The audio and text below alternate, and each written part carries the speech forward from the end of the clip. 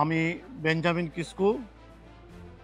আমি আজকে এই আষাঢ় তীর্থযাত্রী আমাদের চোপড়া মিশন থেকে এই গয়াঙ্গা মিশনে আমরা এসেছি। আমরা এই আষাঢ় তীর্থযাত্রী হিসাবে আমাদের 70 জন আমরা এখানে এসেছি। আষাঢ় তীর্থযাত্রীতে এসে আমরা প্রার্থনার মধ্য দিয়ে আমরা এখানে আমাদের আধ্যাত্মিক জীবনটাকে উন্নতি করিয়েছি। আমি শিখেছি এখানে করুণাময় প্রভু আমাদেরকে আলো দিয়েছেন, জীবন দিয়েছেন। করুণাময় প্রভু আমাদেরকে শিখিয়েছেন যে একে অপরের ভালোবাসার মধ্য দিয়ে আমরা আগামী দিনের ভবিষ্যৎ আমরা এগিয়ে যেতে চাই।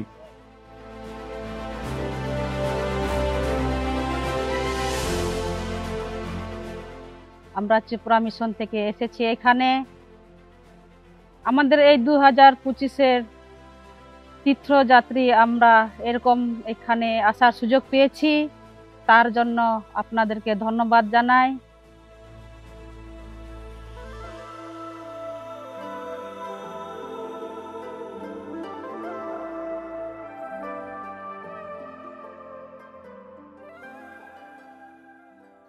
আমাদেরকে শিখিয়েছেন যে আমরা কিভাবে একে অপরের সহায়ক হয়ে আমরা থাকতে পারি।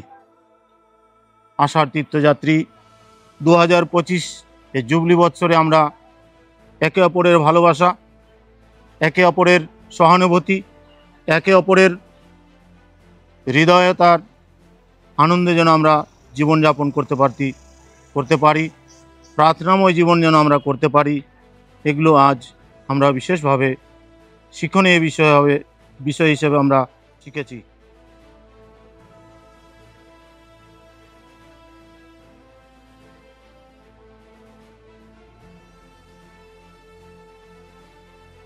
প্রার্থনাময় জীবনে আমরা থেকে আমাদের সুখ সমৃদ্ধি, আমাদের আধ্যাত্মিক জীবন যেন আমরা উন্নতি করতে পারি।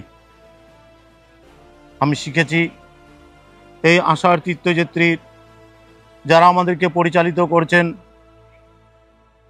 মারিয়া মিশন ইন্ডিয়া, ওনারা আমাদেরকে আজকের এই সকাল থেকে এই সন্ধ্যা পর্যন্ত প্রার্থনা, খ্রিস্ট জাগ,